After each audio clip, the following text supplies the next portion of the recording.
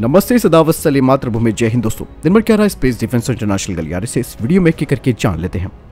बढ़ते पहले अपडेट की तरफ जो कि आर्मीनिया को लेकर आ रही है। लगातार आर्मीनिया अब हथियारों की जखीरे को बढ़ा रहा है और उनमें अधिकतर हथियार अब भारत के शामिल वो कर रहा है। ऐसे में एक और बड़ा अपडेट आर्मीनिया की तरफ से आ रहा है। दरअसल आर्मीनिया अब भारत से MR-SAM खरीदने पर विचार कर रहा है और इसकी खरीद के लिए आर्मीनिया ने भारत के साथ बातचीत शुरू कर दी है। वहीं आपको बता दें कि जो आर्मीनिया का दुश्मन है अजरबैजान, उसकी जो वायुसेना है यानी कि एयरफोर्स है, वो बराक 8 सिस्टम को ऑपरेट करती है, जिसमें कि पूरा इजरायली सिस्टम लगा हुआ है। वहीं दूसरी तरफ जो इंडो इजरायली MR-SAM है, उसमें कुछ कंपोनेंट्स जो हैं वो इजराइल के हैं। लेकिन यहाँ पर भारत को किसी भी तरीके की कोई बाध्यता नहीं है कि भारत इसके कंपोनेंट्स का पूरा तकनीकी हस्तांतरण कर सकता है, वो भी इजराइल के पूछे बिना।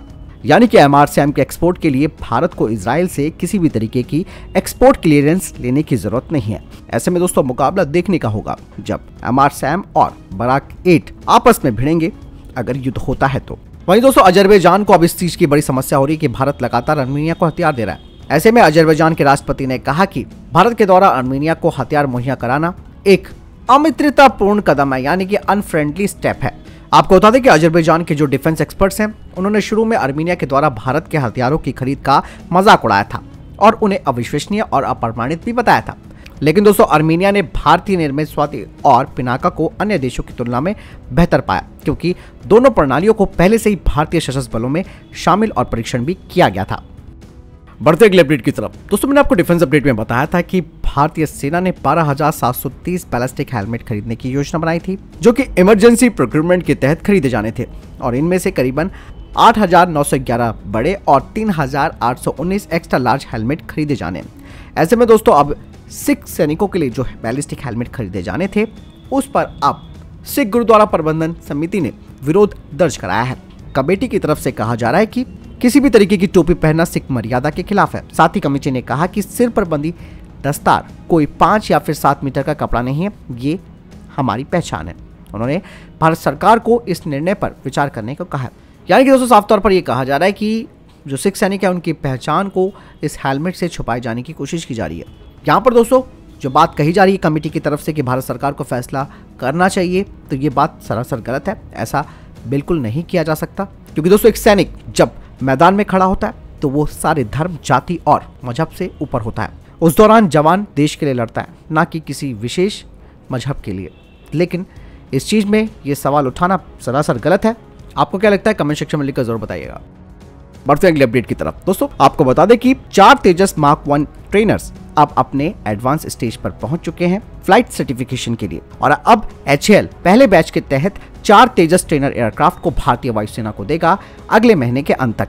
वहीं दूसरी तरफ जो कुल 18 तेजस मार्क 1 ट्रेनर्स हैं, उन्हें अगले 3 साल में डिलीवर किया जाएगा भारतीय वायुसेना को। दोस्तों तेजस मार्क 1 ट्रेनर एयरक्राफ्ट के जुड़ जाने से भारतीय पायलट्स का जो ट्रेनिंग शेड्यूल है उसमें वृद्धि होगी, क्योंकि जो नए पायलट्स हैं उन्हें नए स्क्वाड्रन के तहत जो 73 तेजस मार्क 1A आएंगे उनके लिए प्रशिक्षित किया जा रहा है और इनकी डिलीवरी मार्च 2024 से शुरू होगी। बढ़ते अगले अपडेट की तरफ। दोस्तों भारतीय नौसेना के लिए प्रोजेक्ट 18 नेक्स्ट जनरेशन डिस्ट्रॉयर का निर्माण 2025 से शुरू होगा, जिसके तहत 13,000 टन के नेक्स्ट जनरेशन डिस्ट्रॉयर तैयार किए जाएंगे, जिनमें BMD फेज 2 प्रोग्राम के तहत AD-1 और AD-2 इंटरसेप्टर मिसाइलें लगी होंगी। साथ ही इसमें एक नया सॉलिड स्टेज आईसा रडार, जिसे कि लॉन्ग रेंज मल्टीफंक्शन रडार कहा जाता है, जिसे कि DRDO ने तैयार किया है, वो भी लगाया जाएगा।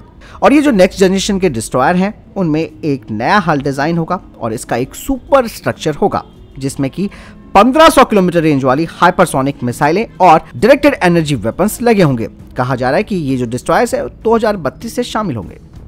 बढ़ते अगले अपडेट की तरफ, जो कि भारतीय नौसेना से ही आ रही है। दोस्तों भारतीय नौसेना के रिटायर्ड वाइस एडमिरल ने कहा कि भारतीय नौसेना राफेल मरीन को FA-18 की जगह क्यों चुन रही है, इसके बारे में उन्होंने एक कारण बताया। उन्होंने कहा कि सबसे मुख्य कारण है न्यूक्लियर पेलोड ले जाना। दरअसल राफेल मरीन में भारत को किसी भी तरीके का कोई रिस्ट्रिक्शन नहीं होगा न्यूक्लियर डिलीवरी के लिए, जबकि अमेरिका के FA-18 को लेकर अमेरिका कई तरीके के प्रतिबंध और रिस्ट्रिक्शंस भी लगा सकता है। वहीं जो भारतीय वायुसेना के राफेल फाइटर जेट्स हैं वो भी न्यूक्लियर पेलोड ले जा सकते हैं और उनका इस्तेमाल मिराज 2000 फाइटर जेट्स की जगह किया जा सकता है। और ये जो अतिरिक्त राफेल मरीन फाइटर जेट्स भारतीय नौसेना को मिलेंगे, उससे भारत का न्यूक्लियर डिलीवरी मैकेनिज्म बढ़ेगा।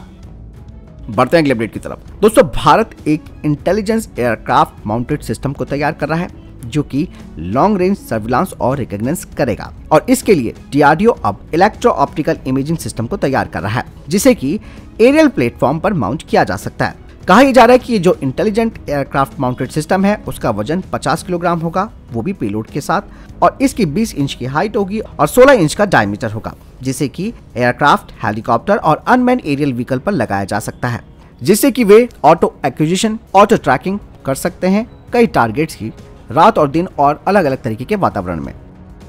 बढ़ते अगले अपडेट की तरफ। दोस्तों, इंडियन कोस्ट गार्ड ने फास्ट पेट्रोल वेसल को कमीशन किया है जो कि 5वां और आखिरी वेसल है फास्ट पेट्रोल वेसल सीरीज का, जिन्हें की गार्डन रीच शिप बिल्डर ने तैयार किया है। इसके अलावा गार्डन रीच शिप बिल्डर ने हाल ही में पैसेंजर कम कार्गो ओशियन गोइंग फेरी को गुयाना को भी डिलीवर किया है।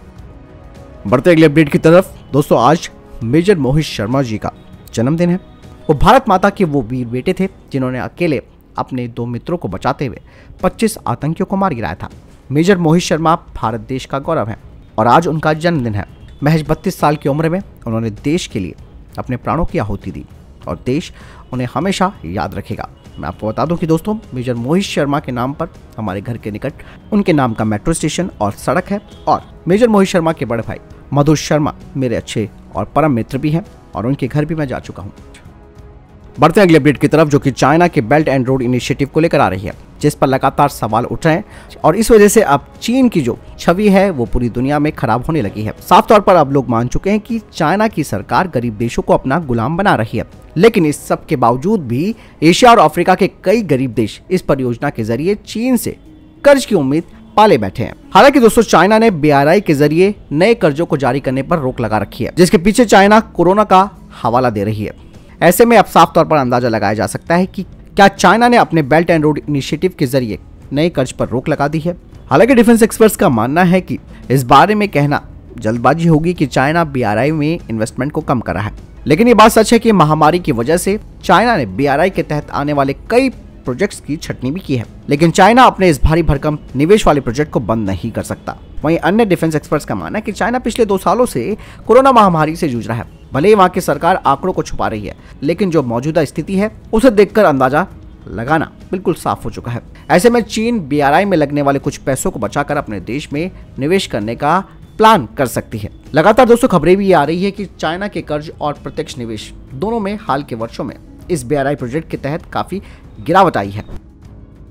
बढ़ते अगले अपडेट की तरफ। दोस्तों, भारत का समुद्रयान मिशन जो कि खनिज और अन्य संसाधनों का पता लगाएगा, उसका एक अभियान शुरू किया जा रहा है। इसमें 3 लोग समुद्र में 6000 मीटर की गहराई में जाकर अनुसंधान करेंगे। इस बारे में डॉक्टर जितेंद्र सिंह ने कहा कि पनडुब्बी मत्स्य 6000 3 लोगों को समुद्र में ले जाएगा और इस मिशन के अगले 3 सालों में साकार होने की उम्मीद है। उन्होंने कहा कि समुद्रयान को राष्ट्रीय महासागर प्रौद्योगिकी संस्थान चेन्नई ने विकसित किया है और ये 12 घंटे तक चलने की क्षमता रखता है और किसी भी आपात स्थिति में मानव सुरक्षा के लिए 96 घंटे तक चलने की इसमें क्षमता है। साथ ही डॉक्टर जितेंद्र सिंह ने कहा कि भारतीय प्रधानमंत्री ने 2021-2022 में स्वतंत्रता दिवस के संबोधन में डीप ओशन मिशन का जिक्र भी किया था। केंद्र ने 5 साल के लिए डीप ओशन मिशन के वास्ते 4000 करोड़ रुपए से अधिक की बजट की मंजूरी दी थी। अभियान का उद्देश्य केंद्र सरकार के नए भारत के दृष्टिकोण को बढ़ावा देना है, जो कि विकास के 10 प्रमुख आयामों से एक है और ये नीली अर्थव्यवस्था को उजागर करता है। बढ़ते अगले अपडेट की तरफ। दक्षिणी सूडान संयुक्त राष्ट्र मिशन UNMISS में सेवा देने वाले 1000 से अधिक भारतीय शांति रक्षकों को उनकी असाधारण सेवा के लिए संयुक्त राष्ट्र मेडल से सम्मानित किया गया है।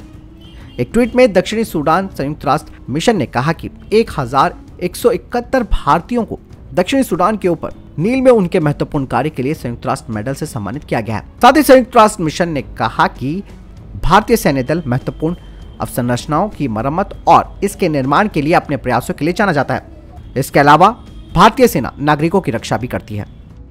बढ़ते अगले अपडेट की तरफ। दोस्तों, रशिया ने एक बार फिर से यूक्रेन पर ताबड़तोड़ हमला किया है। रूस ने आर्टिलरी से हमले के दौरान यूक्रेनी ठिकानों को निशाना बनाया।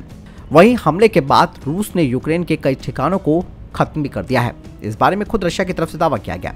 दरअसल रशिया ने यूक्रेन पर हमला करने के लिए 152 mm के सेल्फ प्रोपेल्ड गन का इस्तेमाल किया है। रूसी सेना ने डोनेक्स में भी मल्टी रॉकेट सिस्टम से अटैक किया है। वहीं रशिया की तरफ से दावा किया जा रहा है कि उन्होंने डोनेक्स के जंगलों में यूक्रेन के कई ठिकानों को उड़ा दिया है। तो फिलहाल के लिए ये था अभी तक के टॉप डिफेंस और स्पेस अपडेट। वीडियो के सामने कोई प्रश्न जवाब है, आपको कोई सवाल है, कमेंट सेक्शन में लिखकर जरूर पूछ सकते हैं। मिलता हूं नई वीडियो के साथ। चैनल जरूर सब्सक्राइब कीजिएगा, शेयर भी कीजिएगा। जय हिंद, वंदे मातरम।